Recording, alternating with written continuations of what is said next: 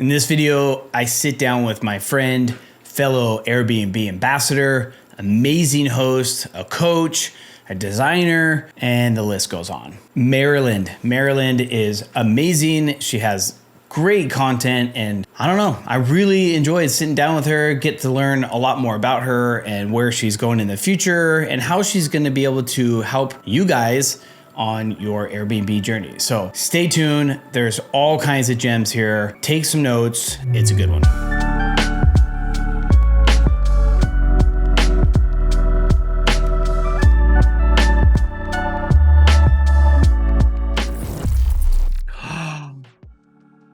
We did it. We were talking for like 30 minutes before the camera even started recording. Those were the secret gems. Maybe we'll release one day. But I'm so excited to get you here. Like you and I don't know. I feel like we've hit it off from day one, just talking all things Airbnb. I'm such a fan of your content and how real you keep things and how honest you are with people, and your style and your passion is so strong through it. So I wanted to get you on this platform and just share your story, how you got started, your journey, and then we'll dive into some secret gems and whatnot. So if you want to introduce. Yeah. So I'm Marilynn Taylor, and I have been in this industry since 2005. So I'm sort of an old dinosaur, right? I started before Airbnb. I had my first 2 short-term rentals in Cape Cod in 2005 is when I started. Back in the day when you actually talked to your guest before you actually booked them, you got the VRBO was the only game in town. There might've been a couple extra little, we need a vacation.com type websites, but you just paid to market and list your property, and you got a name and a phone number when they were interested, and you talked to them and you emailed them a rental contract and they signed it and they mailed it back with a check. God. So that's where it all started for me, right? That's so yeah. and back then there were no protections built in place. VRBO wasn't offering any liability protection. So it was just you and the guest getting to know each other, building trust. And yes, there was a review system on VRBO, but it was old school. Yeah. And you took a security deposit and you had to have good insurance in place. And that's where I come from. And there's parts of that I've never let go of, and that I still implement, and which makes me, I think, pretty different. Airbnb came along and just completely changed the game. And so I approach from a very heart-centered place.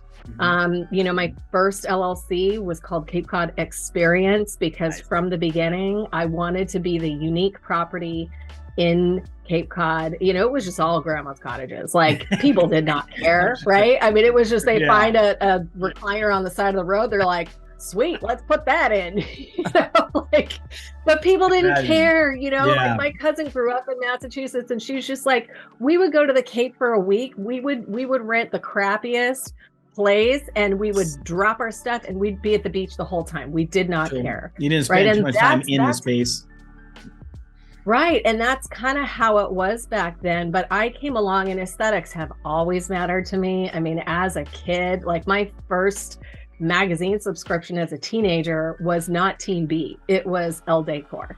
Right. Oh, so like from day one, I was all about beautiful aesthetics, beautiful spaces.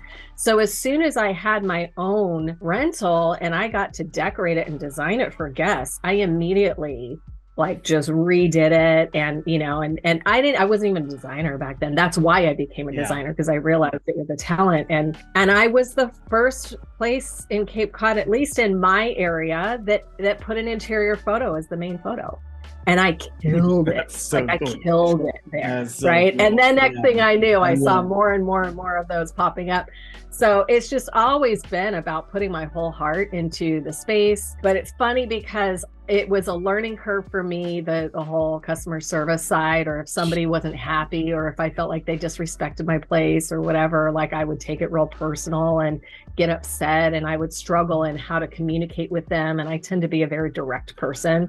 So I had to learn how to talk to people, But over 18 years, I've got that part down, and I realized that I feel like the secret sauce is in making our guests feel seen, acknowledged, special, that they're not just like Airbnb, it like removed that personal connection. It's so much harder to build that relationship and that personal connection with our guests now with Airbnb. And there are ways to do it, right? It's all in how you set the tone. You kind of have to go overboard setting the tone in your messages of how honored you are to have them choose your place and how you want to make it special for them. And what can I do to make it a better stay for you? And just asking them about themselves, and that is what has all worked really, really well for me, Yeah.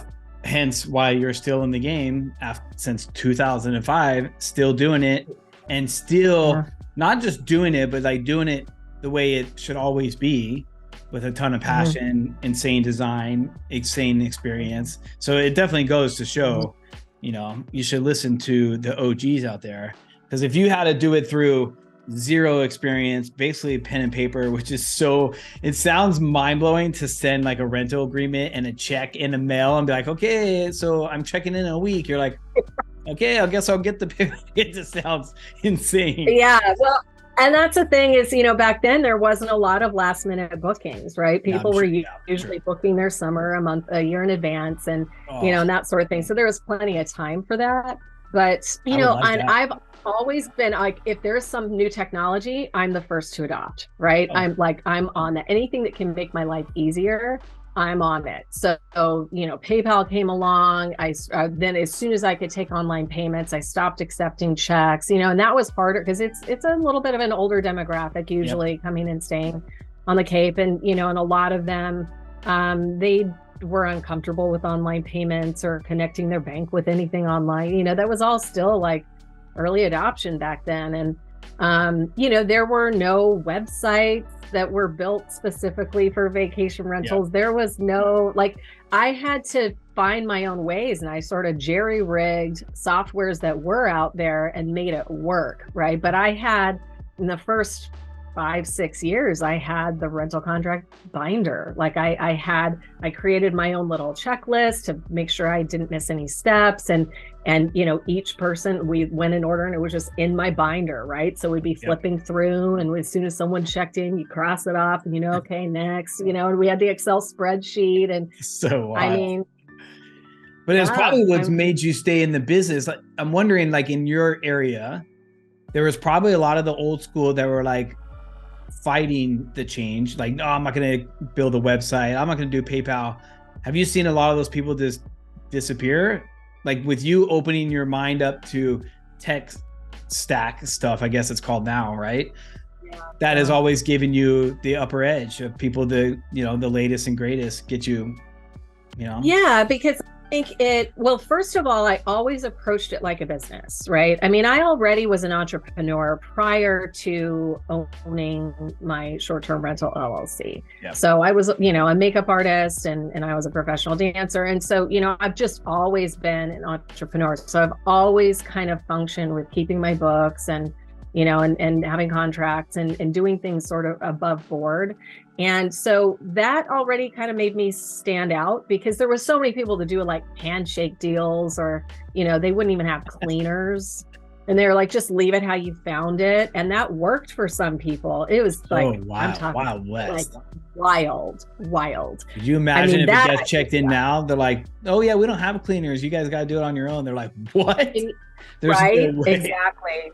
Right. When you think of where we came from. And that's why, this thing about cleaning fees and people being so upset about having to pay for cleaning, it's and people with these checkout lists. I mean, back when I started, you didn't provide any paper products. You didn't provide even linens. People had to bring their own sheets. Yeah. Some people didn't even provide pillows. It was, you arrived to a house and, you were like, okay, I need this many sets of sheets. And you would bring them because most people are driving. It just, it was a whole different world. And as things changed, we had to adapt. And so that's why there are still people holding on to their old school ways of the whole checkout list, where you okay, if I'm going to provide linens, you have to get them started for me. You have to strip the beds and start washing them, so we have time for the next group that comes in, and especially kind of rural areas like that where there's not laundromats, there's not facilities, there just isn't a lot of cleaners available. And linens it's a problem on Cape Cod. I feel like you and I could talk about that part forever, because right? Rural areas, and it's like, I don't know, I feel like guests, correct me if I'm wrong, are a tad spoiled these days, right? You're still spoiled. Opening up a house.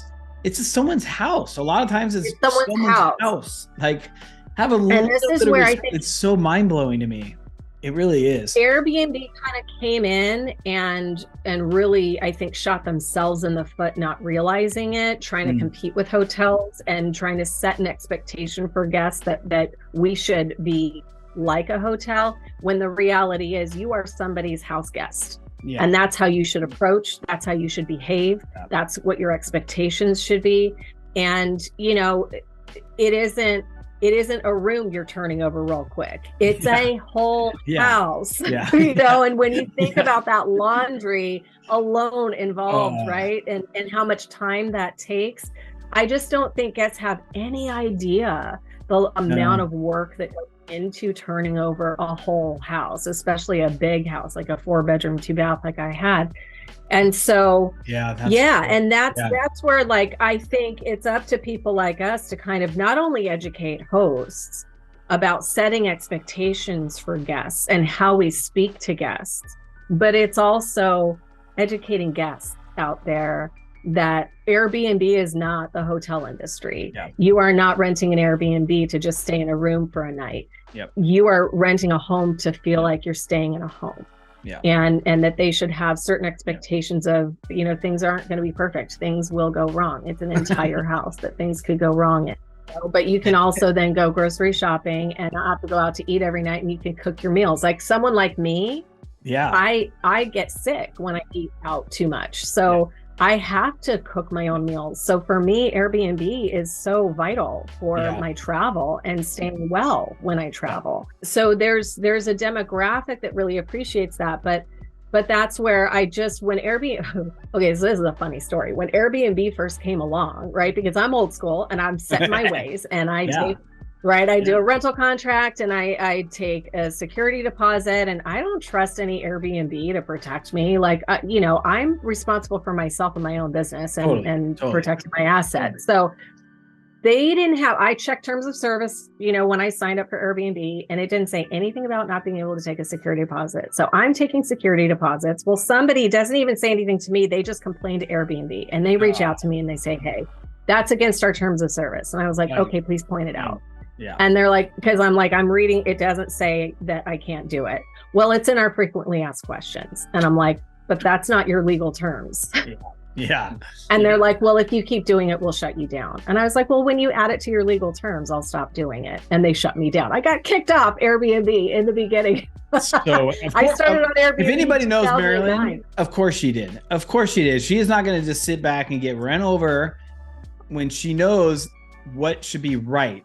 Like that's why I love you so much. If you know there's something that needs to be right, you're like, no, that's not right. That's not how it should be. You're like, no, I'm not going to just take this off because it's in frequently asked questions. That doesn't even make sense. Right.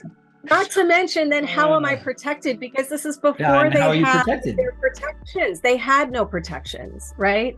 And they didn't even have they eventually added where you could put a security deposit in there, right?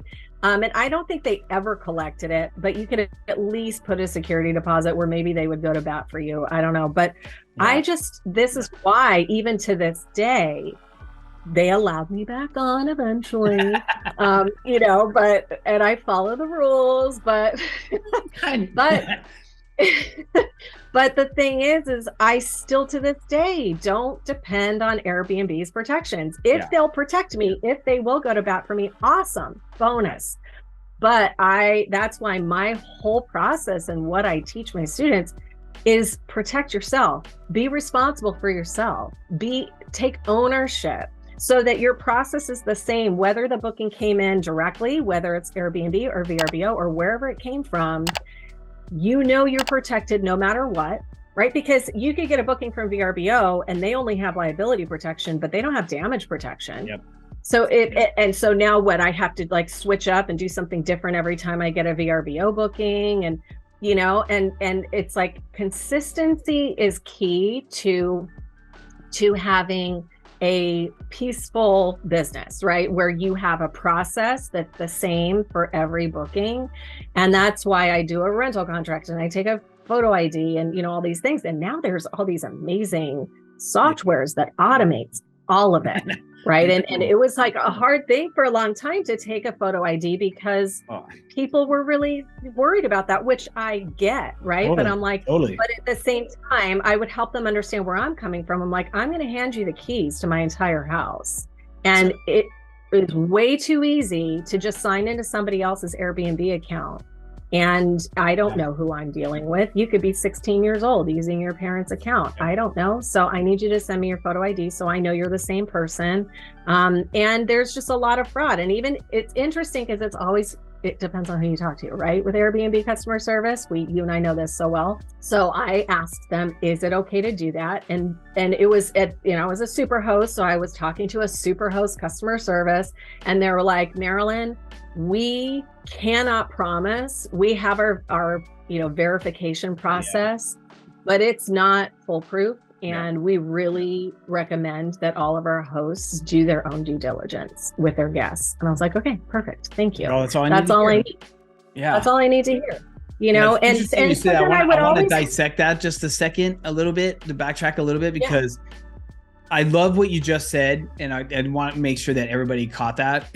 I love what you said is you have your system, right? And it doesn't matter where you got that booking from. Booking.com, Airbnb, you shouldn't have to change your flow of opening up your house and letting people stay in. Your rules are your rules. I love how you said that. And you're like, this is my system. This is how you as a host makes life a little easier. You just you probably have to educate an Airbnb guest a little bit more, probably. I would assume they're like, what do you mean I have to sign another agreement? Like, am I allowed to do this? Blah, blah. But I love how you just said that because it makes it so much more streamlined for you on every platform. Nope, this is each step of that I do. Doesn't matter where it came from. This is what we're doing. That's awesome. Yeah. That's a gem right there, people. Yeah. Yeah. I think having our systems and not having to switch it up and, all that sort of thing, depending on where it comes in. And honestly, I wouldn't even touch booking.com. That one's so hard. It's just, when I was on there, it just was riffraff. That's all I ever got. And you can't cancel. You have no control over who books. And if you look at the listing, it's not even a complete listing. Like it doesn't even, because I didn't realize once Expedia bought VRBO, I didn't know I automatically popped up on booking.com and there was a setting that I had to click to turn it off. So when I found my booking.com listing, I realized it didn't even show all my disclosures. It didn't even show, right? So it wasn't even a full listing or a full description. And so then just people are booking and they're not aware of my requirements. So that's the other thing too, is that it's up to you to communicate, like your listing. That is your first line of defense. Yep. That is your first filter, right? That's how you attract who is going to stay in your home. So you have to put all of your disclosures in there. You have to explain, this is the kind of host I am. This is what I require. This is who's the right fit for this house. And so then people are held accountable to that. And that's when Airbnb will go to bat for you, or and VRBO. They'll step in and be like, well, you did say it up front. Okay. Yeah, I love that. Yeah. Right. And I'll disclose the important things in multiple places, right? Yeah. So in the description, as well as in house rules. And that is what helps cover my butt. And then in my first message, again, I reiterate the most important things. Thank you so much. I'm so excited that you're interested in bookings because I don't usually use Instant Book. But even when I do first message, this is a very special place. I've poured my heart into it. I want to make sure that we're the right fit. I want you to have a wonderful time. So these are the things that I require. If all of this sounds good to you, please let me know and we'll move forward and I'll send you the rental contract, right? And it'll tell them what my, photo ID, rental contract, my minimum age requirement, that this is, not a party place, that it's a quiet place to enjoy yourself, all those different things. And what's so cool about that, because it's all in presentation too, right? Totally. It's how you say it. If you sound like a hard ass, like rah, rah, rah, rah, you're going to turn them off, and then of course they're not going to book. Yeah. Right. So you want to do it in a way that it's like, I care so deeply, and I want both of us to have a great experience. Yep. And people either love it, or they might either then they go dead silent, right? And I'll give them a couple more chances, and I want to accept or decline within that 24-hour period, or I want them to be able to cancel if it's not the right fit for them before their 48-hour period is up. And and I have people go, yeah, I don't know that this is the right fit, right? Probably because they're either they're a smoker, or they aren't 25, or they aren't, don't want to sign a rental contract or whatever. And then I always feel great about saying, no problem, go ahead and cancel. And I hope you find a perfect place for you, right? Because that opens it up for the guest who's like, I love it. I've had so many guests respond to me saying, I love that you're this kind of a host. I love this kind of community. That's awesome. I can tell how deeply you care, and it makes me feel so safe. That's cool. That this is going to be a great house to stay in. Right. Cool. And so that's what you want. You're attracting. That's what you want. That's what you're trying to filter out, right? Yeah. Yes. Yeah, because the rule breakers, they don't want to sign a rental contract. They don't want to see a photo ID. They don't want to be held accountable. Right. Yeah, and when you've got all of these mechanisms up front, to the Airbnb host who's like, I don't even send a message to my guest after they book. I just let them book. And then 2 days before they check in, I send them their check-in information. I can't tell you how many times that's happened for me when I'm a guest. Yeah, and I'm like, that seems insane. You're like, you don't want to know anything about me. Yeah, exactly. You just want my money, you don't and that's open it. Up any lines of communication here. Like, you're just gonna hand me your house. You don't know anything about me. So wow. Okay. So it's on that note, I'm so curious too, because I've seen this in my own experience. So let's say you got a guest that's kind of newer and is under the impression of Airbnb's booking, and they're like, a rental agreement, I don't understand. Do you, as a host, right, you're educating them and you give them enough information, make them feel comfortable, and then a lot of times when you do that, do they go, oh, okay, yeah. that does make sense, I fully get it, I actually appreciate it, let me do it? Or the ones that are trouble, let them know, hey. Yeah. Now, and here's the cool thing is that now back in the day, there wasn't space to like VRBO, you get to put up your sample rental agreement. So they get to see it before they book. Yeah, super. Right. Cool. That's one of the great things about VRBO. Yeah. Airbnb has not accommodated that. Well, now there's unlimited space now, and you can actually post your sample rental agreement in the house rules, in the extra, you can add extra rules. Yep. You could actually post it there so that people can see your sample agreement. So that makes it a lot easier. And it's protecting which you is because really cool. It's the contract no matter what on Airbnb, and if you have it in there, right? So but don't get me wrong. That doesn't count as the agreement. You still need their signature. Totally. You need an executed, for it to stand up in a court of law. You need an executed rental contract with their signature and their name and address on it, right? So you have their identifying information. Now, the beauty of this too is that you're gathering their email address, and then they get to check a box that they get to opt in or opt out of my email list. And this is how I collect email addresses for almost every single guest. That's the first way. Now there's other ways, right? With you can have, for your internet at your property, every person that signs on to your internet will also put their email address in. So that's nice too. But this is one of those things that I explain to them. The rental contract doesn't just protect me. It's a two-way protection. So, example, when Airbnb kicked me off their platform, they canceled all of my existing bookings.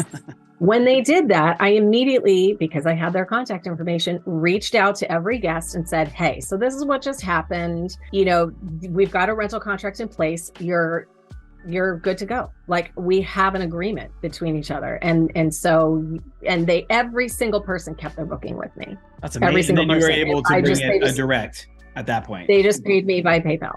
Yeah. There you go. Yeah. That's so And we were good to go. Yeah. And it's just, lesson to learn, to back yourself up just in case. Right. And I mean, this rental contract has saved me from squatters. It has saved me from a lawsuit, like frivolous, stupid lawsuit. But all I had to do was send it to the attorney, and he was like, Sorry. Never mind. Yeah. Like they have no leg to stand on. My clients don't have a case. And, we're in the squatter situation where he was trying to present it that, it's a 2-month booking. And, and he like knew all the laws in California, right? He was such a shyster, but because the rental contract was for 2 weeks, right? And I told him, I was like, I will, because he was, it's a long story, but anyway, the initial stay was for 2 weeks, and then he would renew. After that, all I had to do was send it to the sheriffs, and they're like, he's trespassing, just let us know, we'll go kick him out. That's so amazing. Done. Yeah. And if I didn't have that rental contract, I would have had to prove that it wasn't a 2-month booking. Yeah. Right. You'd probably still be there. You'd probably still be there. I'd be going through the whole eviction process. In California, he'd probably still be living in your place for free. Yeah. Probably, even though I've sold it. Yeah. He'd still be living there. Right. It's part of the sale. And this is definitely not a shameless plug at all, but you have an amazing rental agreement. I'm going to share the link down below, but if you guys get anything out of this, you should definitely go buy her rental agreement, because it's crazy. I preach it all the time. I love hearing you preach it all the time. It's why would you not protect yourself, especially if you're a co-hosting or you bought your own house? Like, that's a big investment. That's a lot of stress already. Why not protect even yourself? Just the liability protection? And the liability, they're taking, in this contract, like, there's IP address protections. People could do all kinds of illegal stuff in your home, and you can be held accountable for that. Not to mention if somebody got hurt, and, just all the different things, right? If you have a pool, if you have a, body of water nearby, or there's just so many things. And when they agree and they understand, or, they've signed a document that says, I understand this is a hospitality stay. This is not my primary property, that I take full responsibility if I get hurt, that I, hold harmless my host. And I'm, it's just, there's just so many things in there. And I started out in 2005 immediately using the rental contract, because I was in the real estate investing industry already. And so I knew enough. I had the fear of God put into me about the liability you take on and how you open up all of your assets to a lawsuit anytime you let someone step foot on your property, much less sleep in it. Right. And so, and I live in California, which is especially Southern California. It's like one of the most litigious areas you could possibly live in. Right. So, but just in the classes I had taken and in getting my real estate license, like, you just learn how serious this is. That really could be. And so it just like blows my mind that people just willy-nilly let anyone stay. I don't even let my family stay in my home without a contract, because family is family. Yeah. Right? And it's so much easier having on paper. You're like, well, you did sign. They're like, oh, I did sign. Yeah. Yeah. That could be a whole other podcast for sure. Yeah. That's cool. But I think, correct me if I'm wrong, it almost feels like a lot of stuff you're talking about, it almost feels like it's coming full circle again, right? Where a lot more people are doing direct bookings again. A lot more people are talking about rental agreements, extra insurance. Now there's a lot more platforms and softwares and tools to make your life a lot easier. But the conversation wasn't there a few years ago. Now it's like, nope, you got to do this. You got to build more of a brand. You got to treat it as a business. Everything you said from where you started from is just almost full circle. It's wild. Well, right. And I think it's because, Airbnb needs to get there, and we're ambassadors, right? We love Airbnb. We understand the tool that it is. We understand how powerful it can be, but we also see it as a tool. We know it's not the only game in town. And the first question people ask me is like, but why would I take a direct booking when I have no protections? How do I protect myself? It's an interesting perspective, because I've always protected myself. So it just never dawned on me, right? What? All of my bookings were direct bookings in the beginning. So it just doesn't dawn on me that people don't already have these protections built in, which is why I preach this message, because I want people to have more ownership over their hosting business and realize there are ways. I immediately had a website. Of course, I'm going to have a website. I need somewhere to send people so they can see the photos of my house and book and communicate with me and follow. And if I want to do blogs, and of course, I immediately had an Amazon store attached to my my website. It's funny you say that because I was that guy that was so nervous to do direct because I'm like, am I going to be protected on all levels? Like, I was so scared. Yeah. And like, I still get kind of nervous sometimes direct. I'm like, oh, am I protected? And yeah, I take all the steps you're talking about. And I still get a little nervous sometimes. I'm not going to lie.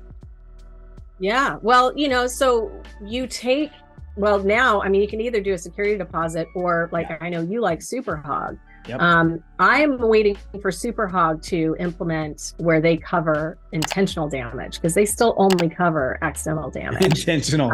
I like that. I'm gonna bring that up to Super Hog. Actually, that's actually a really. I've reached out to them already, and I've told them this is why I don't recommend your product. I recommend Safely because Safely has just about everything Super Hog has, but they cover all damage. Does not matter if it was intentional, right? Because the accidental damage, it's almost never anything big, right? It's always it's the a-holes who come in and just totally disrespect somebody's home. Sure. That's where the big damage happens, right? Yeah. And that's really where you need the coverage. And so, yes, we have our short-term rental insurance for that, but you've got your $1,000 deductible, so I think back to the annual catastrophes that I was having in my Cape Cod house where, I had this ejector pump and people kept putting stuff in the toilet that would lock up my ejector pump. It happened 2 years in a row. It would flood back in. And now I have a hazmat cleanup and it's $1,100 of hazmat. Drywall has to be, it's just this whole thing, and it was always a situation where I was like, how do I pin this on them? Yes, I can keep their security deposit, but you're still out that all this money and time. All of it. I'm still out hundreds of dollars, and back then they didn't have these damage protection policies. And so had I had something like Safely, Super Hog could go, that was intentional damage. You had a sign that said, don't put stuff into the toilet, and they did it anyway. So we're not going to cover that. Yeah. Where Safely would come in and say, done, we're going to cover that for you. But what I love about Super Hog and Safely both is the guest screening that they do. Because I know where, right where you live, you have to have the sex offender screening and all that stuff, right? And not all areas require that, but don't you want to know that anyway? And the fact that they have these databases of the guests who have caused damage and where there have been claims against their stay, and that flags them, or maybe the credit card information they're using doesn't match, or there's something off and it flags them. Yeah, the peace of mind is so nice. Every single booking should be using if not Safely, Super Hog. But this is why I love Safely, and Super Hog is going to have to ramp it up and bring it. I'm gonna have to go crack the whip. Intentional damage coverage. Hey, but that's why at the short term maybe I can have some pull over there because they did help me in Arizona with the sex offenders, and I was adamant with them. I was like, we have to have this or we can't use it. There's no point. And then they within a month they're had it all built into the system. It was awesome. Beautiful. Yeah, it was super awesome. I know if you could have them bring that sure. Because right now to me Safely is the only game in town as far as the damage protection policies. And Wavo also will cover intentional damages, but they're brand new. They're a sister company to Proper. Yep. And their process right now is manual. So for people with lots of properties, it's not really a feasible part of. I use Proper for my short-term house insurance. Your insurance too. Yeah, which Proper is and to me fantastic. They're the only game in town as far as short-term rental insurance. Totally. I would never use anything else. Right. And I wish I could use them. They won't insure my property in Central California because it's close to a fire zone. Yeah. So I had to go into the retail market and I'm like, please. I don't blame them. Yeah. Yeah, I don't blame them. But I can't get one of my properties insured by Proper and it bumps me out. But because they really are. I mean, if you can get their insurance, people are always like, oh, but they're so expensive, and I'm like, I know, because they're covering you in ways that no other insurance company did you read the contract of what they're covering and then read another one? That's why they're $1,000 a year. Yeah. And think about that, an extra $1,000 or even $2,000 when you could potentially have a claim that wouldn't get covered by your regular insurance, or, you know, that maybe it kicks you out. I mean, there's just so many different things. It's like worth it. It's just worth it for that peace of mind, because it could cost you so much more if you have the other insurance and you don't have those same levels of coverage. So I preach that one all the time too. I think it's crazy not to pay for good quality insurance. Well, I could be a tad jaded also. My dad was in life insurance for 30 something years. So we were you understand the value. Oh yeah. We had an uncle, different story, but we had an uncle that passed and had insurance. And if it wasn't for life insurance, the family would have been in a lot of trouble. The same kind of thing as your house. If something really big happens at your house, those fees are going to add up into the millions probably really quick. Yeah. Man, and in Cape Cod, that was an area because there was a huge hurricane shortly before, remember, like maybe 2001 or 2, huge hurricane that came through and caused so much damage, and so many insurance companies pulled out of Cape Cod. So I had Lloyd's of London, and it was really expensive insurance. But I made sure that I had all the coverages possible, and I had rental loss coverage so that I would not lose my rental income if something happened. Well, my house caught on fire. So she's seen it all, people. Funny. She's seen it all. I really have in all these years. Yeah. I had a property manager or caretaker, we'll say, who knew about a light fixture that was out, and they took the light bulb out. So the guests apparently turned on the switch not knowing that they were turning on a switch. So shortly before this, I had it was called Mass Saves. They came in and did this whole like eco whatever, like insulating. They did all this free insulation in my attic. Well, they put insulation on top of a 1970s light box that was not fire rated, boiling hot, and so the insulation caught on fire because the light box was left on with no light bulb, and it just got so hot that it caught on fire. And I literally had winter tenants, because you know it dies in the winter there, or at least it did before COVID. And so I would put long-term tenants in there over the winter, and they were supposed to check in that night. And this caretaker let this go for 2 weeks. He finally went to fix it, went to touch the light box to pull the light box down to expose the thing. And he burnt his fingers, and he was like, why is that so hot? And he could smell smoke. And he went outside and saw smoke coming out of the attic and immediately called the. Okay. So lucky. I not had the right insurance. Now, obviously, like nobody knew there was a fire because it wasn't obvious, but it was already on fire. Yep. And my tenants could have moved in and literally had a fiery attic falling on top of it that night. Wow, right? So scary. Yeah. And so fortunately, he went to fix that light and caught it before my whole house went up in blaze. But it still, half my house had water damage from the firemen coming in and putting out the fire in the attic. And so I got, the bonus is I got a $50,000 remodel out of it, which because you improved had good the value of my home. Otherwise, you'd have been out a lot of money. Insurance.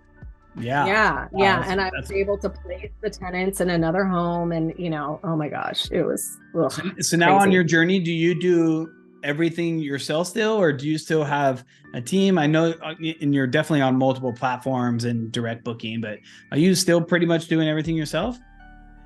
So no, at this point in my career, I am definitely more about the more passive income. I mean, I'm 50. Totally. Like I'm trying to move into retirement and it being less hands-on. Yep. Although it's funny because I do have a property management company, and I still find myself up in their business because I know I can. You're like, the photos need to be better. Your description is not right. So I'm all up in there and still probably doing just as much, if not more work than if I just handled it. This lady. Yeah. And then you get the whole idea. Maybe we should listen to her more. Well, it's funny because they have said that. They're like, we're so lucky to have someone with and I was like, so let me send you an invoice for my consulting fee. Yeah, exactly. Right? Yeah, but it's such a catch-22 because, like you said, the more you do it, you do want to kind of release a little bit as you build, especially for how many years you've been doing it. But at the same time, it's got to be really hard to give away your baby and everything you built. And, you know, well, and for me, it's just, that balance. Only happens for me if it's not performing the way I know it can. Yeah. Right. Yeah. And because that's my income. Yeah. And I'm not going to sit back and just be like, oh, well, it's not going to make that much money when I know it can. Yeah. When you know it can. Yeah. Yeah. So that's when I'll jump in and I'll push a little bit more. But I intentionally chose to go that route because, first of all, I was burnt out after setting it up. It was a lot longer than I expected to. And I really wanted to be focused on my coaching business. So, you know, it's all a matter of where your priorities are. And I've always had team members. Even when I was self-managing, I always had team members. Yep. And that allowed me for this to always be a side hustle. I have never made short-term rentals my primary focus, right? To build some big empire. I probably could have, but I always had other things that I loved doing. You know, I was an interior designer, and that was something I was passionate about and I really wanted to do. And, you know, and then now I'm passionate about coaching and helping people and share my knowledge. And that takes a lot of time and focus. And so, you know, so I am still doing short-term rentals as a side hustle. And I think this is an important message, right? Because you and I both, we were talking about the fact that we're not looking to build some huge empire. We want to have a comfortable lifestyle. We want that financial freedom. We want the peace of mind. And for me, it's location freedom. I want to be able to be in Paris if I want to, and still running my business. And that's why I moved even my interior design into an online business, which then turned into my coaching business, and focusing more on short-term rentals than design. Yeah. But it was all because there was a certain lifestyle that I decided I wanted to have. I watched my dad work himself to death and die suddenly because he did not feel like he had the choice to not work when he really needed to stop working, and his heart just couldn't take it and it gave out. And, you know, and when you see that happen to your parent and he was virtually penniless, like, I don't want that for myself. And I don't have a pension. I mean, I've always been self-employed. So I have to create my own future. And even my mom, she's 80. And she does not really have a retirement. And so she's stressed out financially. And, you know, depending on her Social Security, and they sold their house in Southern California and moved to Florida, and they kind of had that one little nut and they have to make that last and stretch. And dude, I don't want that kind of stress. And I don't want to be working till I'm 75, you know? So that's why I made a decision. This is the lifestyle that I want to have. I know exactly how I want it to look. And so I am only saying yes to the things that fit that fit into that criteria. Yeah.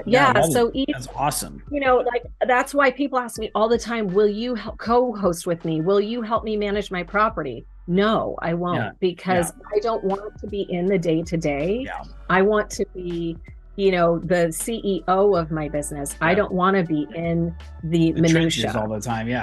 Which is a great segue to what you were talking about earlier about coaching, right? I think you are like the perfect coach because you've seen it all, and you've seen, you know, from the beginning where it is as you're an official Airbnb ambassador now. That's how we met. Your design background, which is insanely important nowadays to stand out. I think I would love to know more about your coaching, because I think that is like a perfect role for you. I see you coach a lot anyways right now, just like on the side. Well, me on the side, I watch you on the side. You do it a lot more. But what I was saying is you're a great role for that, because you have seen so much and you don't need to get in the trenches. Look here, I'm going to guide you through the steps. You got to put in the work. If you want to get to this level, I'm going to give you all the resources possible.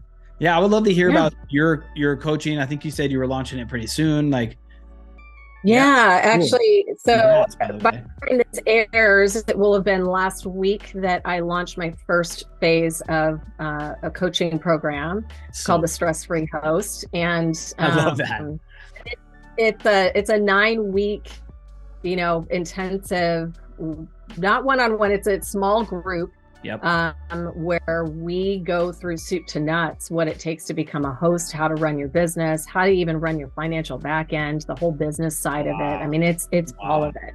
and I think that's what makes me different too, is that I have so much training. I have a mortgage background. I used to help people get their credit better. I understand the banking system. I understand loans. Business. I understand business. Yeah. I've been trained by tax and legal attorneys, and I'm a nerd for that stuff. Yeah. I listen to podcasts and read the newsletters on the latest tax strategies. And, I'm just that nerd. I love this girl. She's the best. I may be super creative, with like my gallery walls and my design, but especially if you're coaching, you should, if you really love it, like you do, you're going to nerd out on all that stuff. So you feel like you keep bringing value. You probably bring just insane amounts of value to your listeners, which is, I certainly try, and so I think a lot of people, they'll start hosting, and they are just, all the income is coming straight into their personal bank account. And they don't need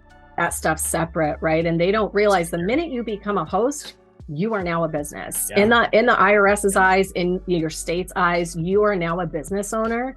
And if you're not approaching it and you're not figuring out that you need a business license, or, forget about even all the short-term rental permitting stuff, you may be required to have a business license. And I've had, not realizing, for my husband's business, I think our CPA put our home address on his business tax return. And next thing we know, we've got the city of Hawthorne coming after us for $20,000 because they could see what year it started. I mean, it's like, you just have to approach it.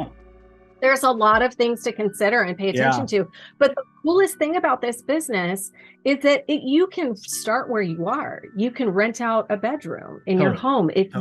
Right? Good That's point. How Brian Chesney started. He needed help cover his rent. You don't have to, since COVID, this has blown up all over TikTok and Instagram, and how many people out there listening to this right now feel overwhelmed and intimidated and feel like the only short-term rental business there is scaling up to 20 properties in your first year and being an empire and all this stuff, right? You don't have to do that. Totally. You can literally look where you live now. Can you start where you are and where you live? Is there an extra bedroom? Is there a garage you convert? Can you add an ADU in your backyard? There's so many different ways to start, and it could just be helping to cover your overhead. Totally.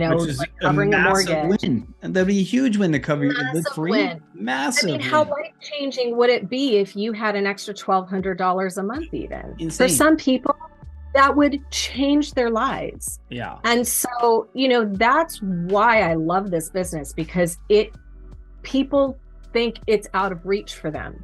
Yeah. And you and I both know it's not. Yeah. You and I both know it's not. And I have a Airbnb Ambassador students right now that are 19 and 20 years old. That's awesome. That just bought their first property. Right. Wow. And that's so cool. Amazing, so right? Cool. And I think back to myself at 19 or 20, and it wouldn't have, I was 27 and I was offered to buy the condo I was renting. I just immediately said no, because I was like, there's no way I can buy a house. I probably could have. I just didn't know it. Sure. Yeah. Nobody told me it was possible. Yeah. So I'm telling everyone out there listening to this right now, more is possible for you than you realize. I love it.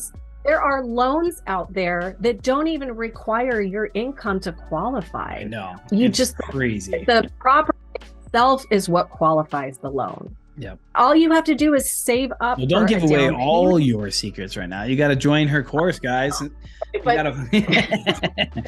She can't just give away everything right now. Come on now. But I think the most important message that I'm trying to share right now is how possible it is for people, and if you have a dream to create a lifestyle for yourself that is bigger and better and with more freedom, and feeling like, okay, this is how I can create a second stream of income. And I'm going to tell you, you don't have to quit your job. If you love your job, don't quit your job. Do a side hustle. I've always done this as right. And I figured out I increased, because for some reason I have this weird thing with money, right? Where I won't even recognize how much money I'm making. And I'm like, I don't make any money. Right. But I read this book called Get Rich, Lucky Bitch. And it was so powerful. It was about attracting abundance to yourself. And she had us do this exercise where for 1 month, she was like, for 30 days, I want you to track every cent that you attract to yourself.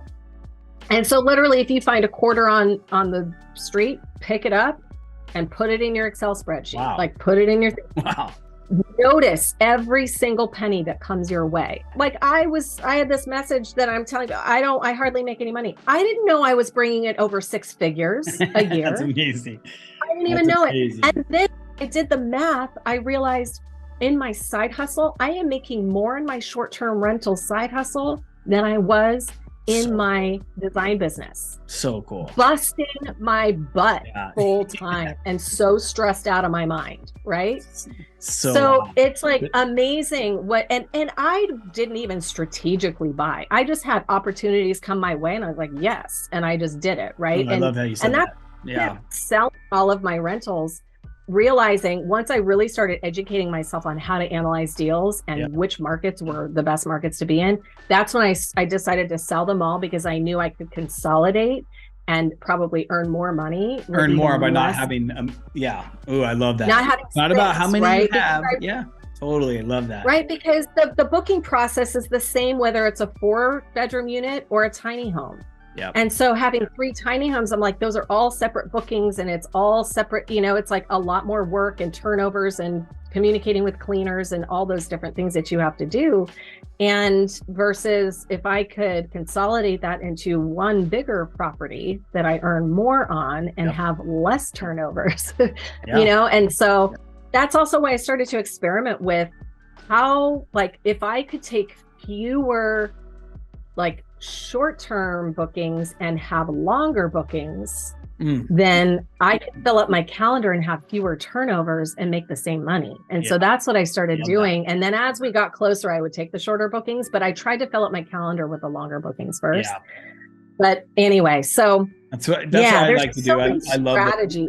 Oh man, there's so many strategies. I mean, that's how I'm doing it right now. In the house I'm in, I have a casita. And the casita pays my entire mortgage. I'm basically living in a house of my dreams, basically, like in the middle of the desert for almost free. It's like mind blowing. It's like this industry is insane. It's mind blowing. Like, okay, this is really freaking cool.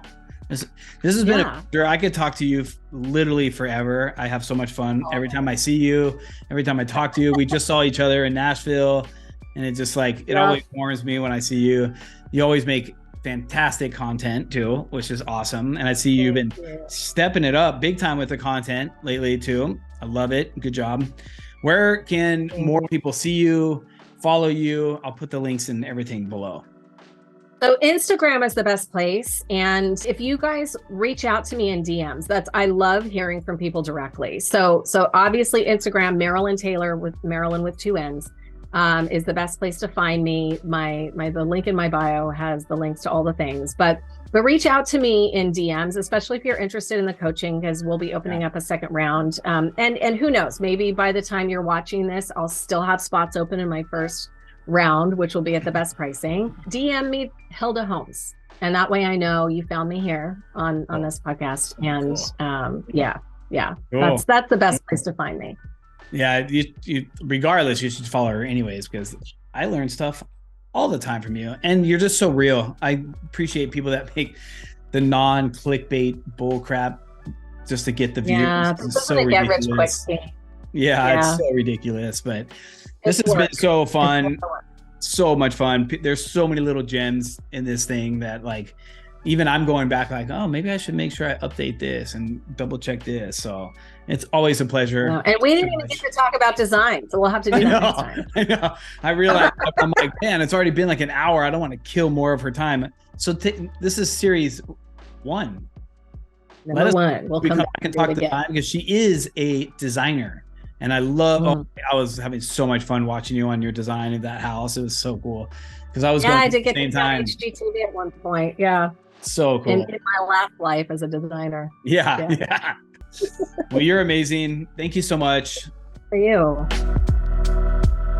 I hope you guys had fun on that interview with me. I had a blast. I was taking notes also. I learned so much. There's things that I want to adjust myself. But if you guys are looking for extra help and she's a good fit for you, I would reach out to her. Definitely follow her on Instagram, and she's launching her, I think the time this comes out, she's launching the course. So everything will be in the link below, but I'll see you guys next week.